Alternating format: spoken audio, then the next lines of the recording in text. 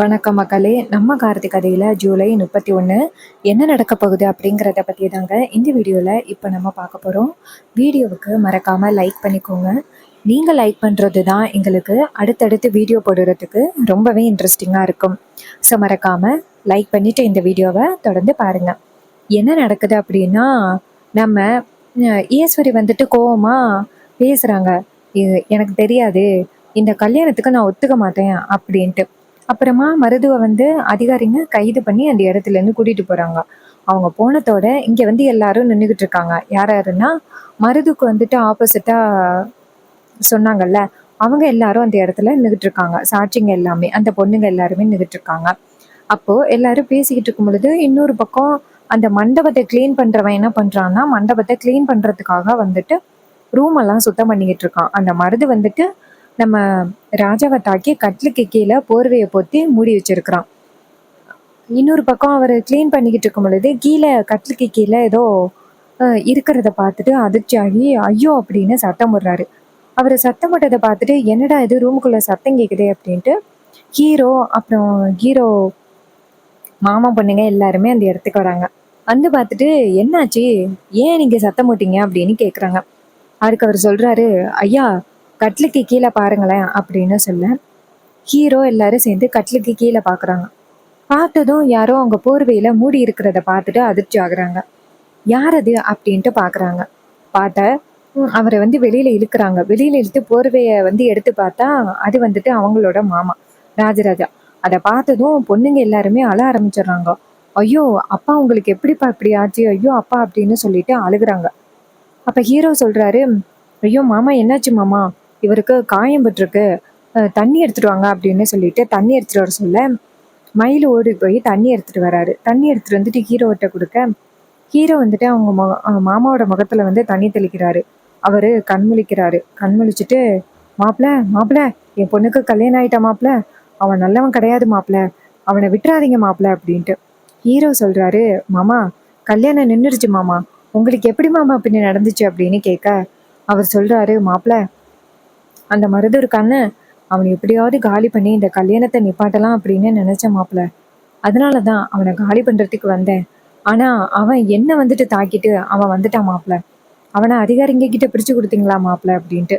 Hero சொல்றாரு, மாமா அவனை அதிகாரிங்க கிட்ட பிடிச்சு கொடுத்தாச்சு, நீங்க இதுக்கப்புறம் கவலைப்பட வேண்டிய அவசியம் இல்லை, நீங்க வாங்க மாமா ஹாஸ்பிட்டல் போகலாம் அப்படின்னு சொல்றாங்க.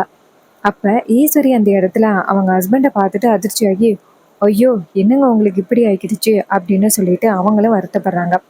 அப்ப ஹீரோ சொல்றாரு, இங்க பாருங்க இவரை உடனே நம்ம ஹாஸ்பிட்டல் கொண்டுட்டு போகணும் அப்படின்னு சொல்லிட்டு சொல்ல அப்ப ராஜா சொல்றாரு, இல்ல எனக்கு ஹாஸ்பிட்டல் போக விருப்பம் இல்ல, என் பொண்ணோட கல்யாணத்தை நான் பார்த்தாதான் நான் ஹாஸ்பிட்டல் வருவேன் அப்படிங்கிறாரு.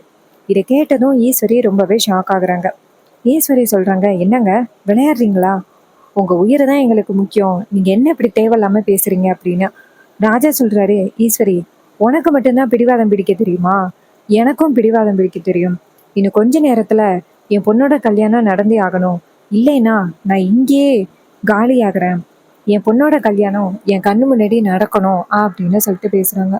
இதையெல்லாம் கேட்டுட்டு ஈஸ்வரி சொல்றாங்க, இங்க பாருங்க தேவையில்லாம வந்துட்டு பிடிவாதம் பண்ணாதீங்க, நம்ம பொண்ணோட கல்யாணம் நடக்கும், அது ஒரு நல்ல நாள் பார்த்து வைக்கலாம், நீங்க ஏன் இப்படி பிடிவாதம் பண்றீங்க, உங்களுக்கு சீக்கிரம் ட்ரீட்மெண்ட் பண்ணணும், நீங்க ஹாஸ்பிட்டல் வாங்க அப்படின்ட்டு. அதுக்கு ராஜா சொல்றாரு, இல்ல என் பொண்ணோட கல்யாணத்தை நான் பார்த்தாதான் வருவேன், இங்க பாருங்க மாப்பிள்ள, உங்களை விட என் பொண்ணை நல்லபடியா யாரும் பார்த்துக்க மாட்டாங்க, இப்ப வீட்டுக்கு மட்டும் ரேவதியை கூட்டிட்டு போனா ஈஸ்வரி கண்டிப்பா உங்களுக்கு அவளை கல்யாணம் பண்ணி வைக்க மாட்டாங்க, கண்டிப்பா வேற எவனையாவது கூட்டிட்டு வந்து மறுபடியும் ஏதாவது அவ ட்ராமா கிரியேட் பண்ணுவா. ஸோ கண்டிப்பா இது நடக்கவே கூடாது, இன்னும் கொஞ்ச நேரத்துல இவளோட கல்யாணம் இங்கே நடந்தே ஆகணும் அப்படின்னு. அப்ப சந்திரா சொல்றாங்க, இங்க பாருங்க மாமா உங்களுக்கு உடம்பு சரியில்லை, அதான் இப்படி தேவையில்லாம உளறீங்க, இந்த கல்யாணம் கண்டிப்பா வந்துட்டு நடக்கும், அது இன்னொரு நாள் நடக்கும், இன்னைக்கு கண்டிப்பா நடக்காது, சொல்றது கேளுங்க அப்படின்ட்டு. அதுக்கு நம்ம ராஜா சொல்றாரு, இங்க பாரு இது வந்து என் குடும்பம், என் குடும்பத்துல நீ தலையிடணும் அப்படின்னு அவசியமே இல்லை, நீ ஏன் உன் கட்டின புருஷன் கூட வாழாம இங்க வந்து இருக்கிற, நீ வந்துட்டு எங்களுக்கு அட்வைஸ் பண்றியா, தேவையில்லாம ஏதாவது பேசினேன்னா அவ்வளோதான், நீ கிளம்பு, எங்க பொண்ணுக்கு எப்படி கல்யாணம் பண்ணி வைக்கிறதுன்னு தெரியும், ஈஸ்வரி நீ மட்டும் இப்ப இந்த கல்யாணத்துக்கு மட்டும் ஒத்துக்கலை அப்படின்னு வச்சுக்கேன், நான் கண்டிப்பாக இங்கேயே காலியாயிருவேன் அப்படின்னு. இதை கேட்டதும் செம்ம ஷாக் ஆகுறாங்க ஈஸ்வரி. ஈஸ்வரி சொல்றாங்க, இங்க பாருங்க, எந்த விஷயத்துல பிடிவாதம் பிடிக்கணும் அப்படின்னு உங்களுக்கு தெரியாதா? ஏங்க நீங்க இப்படி பண்றீங்க அப்படின்னு கேக்குறாங்க. அதுக்கு ராஜா சொல்றாரு, இங்க பாரு, நீ மட்டும் பிடிவாதம் பிடிச்சது சரியா? எவனோ ஒருத்தனை அழைச்சிட்டு வந்து நம்ம பொண்ணோட லைஃபையே நீ ஸ்பாயில் பண்றதுக்கு பாத்தியே, நீ பண்ணது சரியாடி அப்படின்னு கேக்குறாங்க. இது கேட்டதும் ஹம், ஈஸ்வரி அதிர்ச்சி ஆகுறாங்க. அப்ப மயிலு சொல்றாரு, இங்க பாருங்க அத்தை, இந்த இடத்துல நீங்க வாக்குவாதம் பண்றது கொஞ்சம் கூட சரியே இல்லை. மாமா என்ன கேக்குறாருன்னு பாருங்க. அவங்க பொண்ணோட கல்யாணத்தை நடத்தினாதான் ஹாஸ்பிட்டல் வருவேன் அப்படின்னு சொல்றாரு. இப்படி இருக்கையில நீங்க எப்படி வந்துட்டு இந்த மாதிரி பிடிவாதம் பண்ணுவீங்க? இன்னும் கொஞ்ச நேரத்துல ரேவதியோட கல்யாணம் நடந்தே ஆகணும். இங்க பாருங்க அத்தை, தயவு செஞ்சு பிடிவாதம் பண்ணாதீங்க அப்படின்ட்டு. அப்போ மயில் வந்துட்டு ஓடி போய் தாலி எடுத்துட்டு வராரு.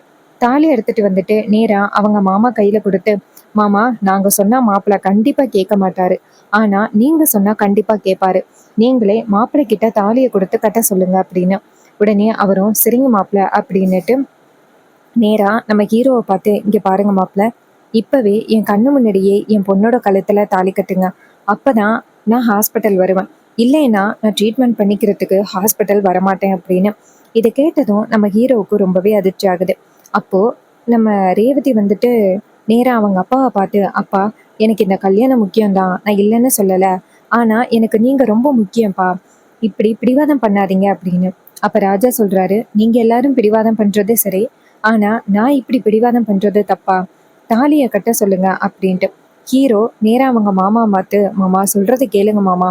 ராஜா சொல்றாரு, மாப்பிள்ள, இப்ப நீங்க தாலி கட்டினாதான் நான் ஹாஸ்பிட்டலுக்கு வருவேன் அப்படின்னு. உடனே ஹீரோவும் சரிங்க மாமா அப்படின்ட்டு அந்த தாலியை வாங்குறாங்க. அப்போ நேரா ஈஸ்வரி பார்த்துட்டு செம்ம காண்டில் நின்றுட்டு இருக்காங்க. ஹீரோ தாலி எடுத்து நேரா ரேவதியோட கழுத்துல கட்டுறாரு. இதை பார்த்துட்டு ஈஸ்வரி செம்ம டென்ஷன் ஆகுறாங்க. அப்போ ரேவதி மனசுக்குள்ள சந்தோஷப்படுறாங்க. வெளியில அவங்க அப்பாவுக்கு உடம்பு சரியில்லையே அப்படிங்கிற ஒரு வேதனையும் இருக்கு. ரோகிணி, ஸ்வாதி எல்லாருமே சந்தோஷப்படுறாங்க. அப்புறமா ராஜா சொல்றாரு, மாப்பிள்ள, என் பொண்ணு இனிமே உங்களோட பொண்டாட்டி மாப்பிள்ள. இனிமே எவ என்ன வந்து சொன்னாலும் எதுவும் நடக்க போறதில்ல மாப்பிள்ள. இப்ப நீங்க என்ன ஹாஸ்பிட்டல் கொண்டுட்டு போகலாம் அப்படின்னு சொல்லிட்டு மயங்கிடுறாரு. இதை பார்த்ததும் ஈஸ்வரிக்கு செம்ம ஷாக் ஆகுது. சந்திரா வந்துட்டு ரொம்ப அதிர்ச்சி ஆகுறாங்க. ராஜாவை நேரா ஹாஸ்பிட்டல் கொண்டுட்டு போறாங்க. சந்திரா நேரா அவங்க அக்காவை பார்த்து, அக்கா, எனக்கு என்னமோ இதெல்லாம் நாடகமா இருக்குமோன்னு தோணுது. ஈஸ்வரி சொல்றாங்க, சந்திரா, என்ன பேசுற? அவரு ஆபத்தான சூழ்நிலையில இருக்கிறாரு, அவரு நாடகம் பண்றாரு அப்படிங்கிற? இங்க பாரு சந்திரா, நீ பேசுறது சரியில்லை. அப்ப சந்திரா சொல்றாங்க, அக்கா, இவங்க எல்லாரும் சேர்ந்து உன்னை நல்லாவே ஏமாத்துறாங்க அக்கா. எப்படி உன்னை ஏமாத்தி இந்த கல்யாணத்தை முடிச்சிட்டாங்க பத்தியா? இருந்தாலும் மாமாவுக்கு ரொம்ப பிடிவாத அதிகம். கல்யாணத்தை பண்ணாதான் ஹாஸ்பிட்டல் போவேன் அப்படின்னு அவர் சூழ்நிலையை பயன்படுத்திக்கிட்டாரு பாத்தியா அப்படின்னு கேட்குறாங்க. அப்போ ஈஸ்வரி சொல்கிறாங்க, இங்கே பாரு, இப்போதைக்கு எதையுமே என்னால் பேச முடியாது. ஏற்கனவே அவங்க 2 பேருக்கும் கல்யாணம் நடந்துச்சு. ஆனால் அந்த கல்யாணத்தை நான் ஸ்டாப் பண்ணி 2 பேருக்கும் விவாகரத்து வாங்கி கொடுத்தேன். அதே மாதிரி நான் மறுபடியும் விவாகரத்து வாங்க வேண்டிய அப்படின்னு. சந்திரா சொல்கிறாங்க, சரிக்கா, எப்படியாவது அவங்க 2 பேருக்கும் மறுபடியும் விவாகரத்து வாங்கிடணும். அந்த டிரைவர் பையில இக்காரணம்னு முன்னிட்டு நம்ம வீட்டுக்குள்ள மறுபடியும் அனுமதிக்கவே கூடாது அப்படின்னு பேசுறாங்க. அதுக்கு ஈஸ்வரி சொல்றாங்க, ஆமா, மறுபடியும் நான் கண்டிப்பா அவனை இந்த வீட்டுக்குள்ள அனுமதிக்கவே மாட்டேன், அதற்கு வாய்ப்பே இல்லை அப்படின்னு சொல்லிட்டு பேசுறாங்க. அப்புறமா நேரா நம்ம ராஜாவை கொண்டு போய் ஹாஸ்பிட்டல்ல அட்மிட் பண்றாங்க. ஹாஸ்பிட்டல்ல அட்மிட் பண்ணதோட ராஜாவுக்கு வந்து ட்ரீட்மெண்ட் ஸ்டார்ட் ஆகுது. அப்ப டாக்டர்ஸ் வெளியில வந்துட்டு, இங்க பாருங்க, அவருக்கு ரொம்ப இக்கட்டான ஒரு காயமா இருக்கு. ஸோ எதுவாக இருந்தாலும் இன்னும் கொஞ்ச நேரம் கழிச்சு தான் சொல்ல முடியும். ஸோ கொஞ்சம் வெயிட் பண்ணுங்க அப்படின்ட்டு. அப்போ ஈஸ்வரி சொல்கிறாங்க, இங்கே பாருங்க டாக்டர், எவ்வளோ செலவானாலும் பரவாயில்ல, அவருக்கு எந்தவித பிரச்சனையும் இருக்கக்கூடாது, அவர் நல்லபடியாக மறுபடியும் கண்முழிச்சு வரணும், அதுக்கு நீங்கள் தான் டாக்டர் உதவி பண்ணணும். அப்போ டாக்டர் சொல்கிறாங்க, இங்கே பாருங்க மேடம், அவருக்கு காயம் பட்டு ரொம்ப நேரம் ஆகிருச்சு, அதனால நிறைய பிளட் வந்து லாஸ் ஆகியிருக்கு. இதனால நாங்கள் எதுவாக இருந்தாலும் இன்னும் கொஞ்ச நேரம் சென்று தான் மேடம் சொல்ல முடியும். அதுக்கு ஈஸ்வரி சொல்கிறாங்க, டாக்டர், எப்படியாவது அவரை மறுபடியும் வந்துட்டு நல்லபடியாக குணமாக்கி கொண்டுட்டு வந்துட்டீங்களாலே போதும் அப்படின்னு. அப்போ டாக்டர் சொல்கிறாங்க, மேடம், எங்களால் முடிஞ்ச அளவுக்கு நாங்கள் ட்ரீட்மெண்ட் கொடுக்குறோம் மேடம் அப்படின்னு. ஈஸ்வரி சொல்கிறாங்க, சரிங்க டாக்டர் அப்படின்ட்டு. அப்புறமா ராஜாவுக்கு ட்ரீட்மெண்ட் ஆரம்பிக்குது.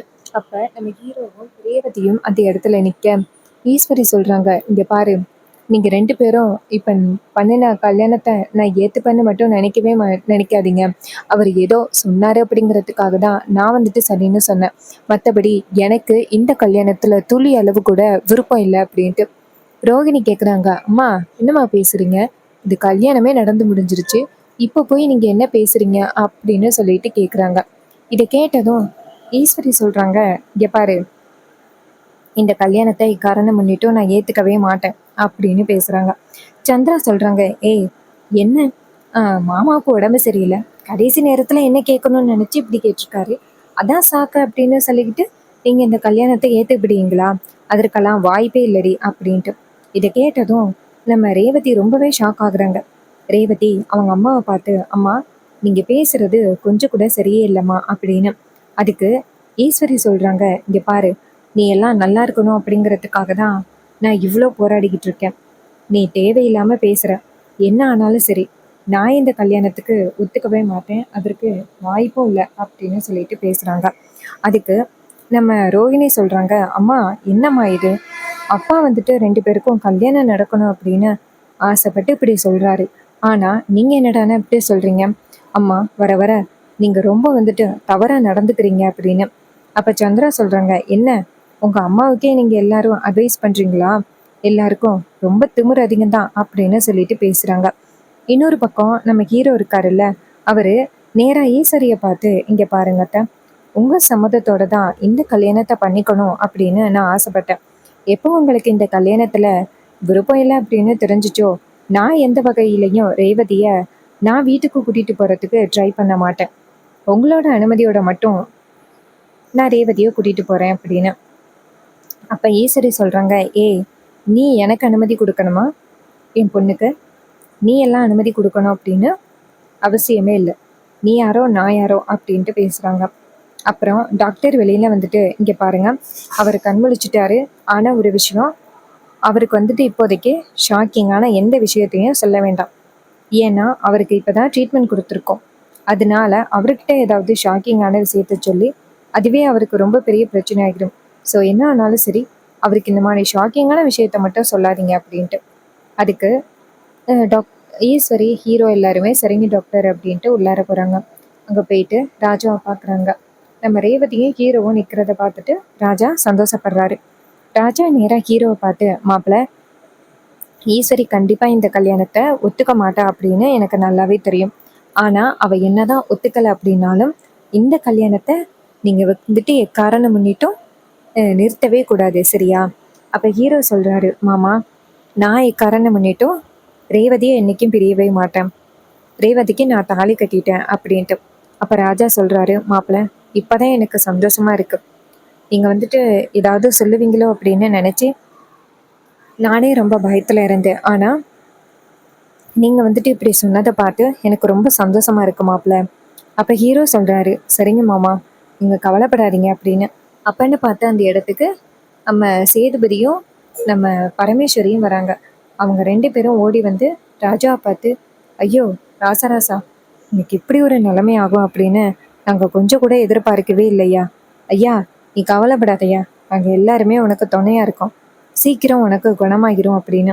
அதுக்கு ராஜா சொல்கிறாரு, அம்மா கவலைப்படாதீங்கம்மா, நான் நல்லா இருக்கேன், இனிமே எனக்கு என்ன ஆக போகுது, இது மாதிரி என் மாப்பிள்ளையும் என் பொண்ணும் கல்யாணம் பண்ணிட்டாங்க, அவங்க ரெண்டு பேரத்தோட கல்யாணம் தான் எனக்கு இனிமே உடம்பு குணமாகிடும், எனக்கு இனிமே எந்த பிரச்சனையும் இல்லைம்மா அப்படின்னு. இது கேட்டதும் பாட்டி ரொம்ப சந்தோஷப்படுறாங்க. என்னையா சொல்கிறேன், அவங்க ரெண்டு பேருக்கும் கல்யாணம் ஆகிருச்சா அப்படின்னு. அப்போ ராஜா சொல்கிறாரு, ஆமாம் அவங்க ரெண்டு பேருக்கும் கல்யாணம் ஆகிருச்சு, இனிமே எந்த பிரச்சனையும் இல்லை அப்படின்னு சொல்லிட்டு ரொம்பவே சந்தோஷப்படுறாங்க. அப்போது நம்ம ஹீரோ இருக்காருல்ல, அவர் இதை பார்த்துட்டு சந்தோஷப்படுறாரு. ஈஸ்வரி இதையெல்லாம் பார்த்துட்டு செம்ம காண்டாகிறாங்க. நம்ம எதிர்பார்த்து என்ன காத்துக்கிட்டு இருந்தோம், ஆனால் கடைசியில் இங்கே என்ன நடக்குது அப்படின்னு ஈஸ்வரிக்கு செம்ம டென்ஷன் ஆகுது. அப்போது நம்ம ஹீரோ நேராக அவங்க அட்டையை பார்த்து, இங்கே பாருங்கட்ட, யாரு மேலேயும் எந்த வகையிலையும் நீங்கள் கோவப்படாதீங்க, நடந்தது எல்லாமே ஒரு சுச்சுவேஷன்னால தான் நடந்துச்சுட்டேன்.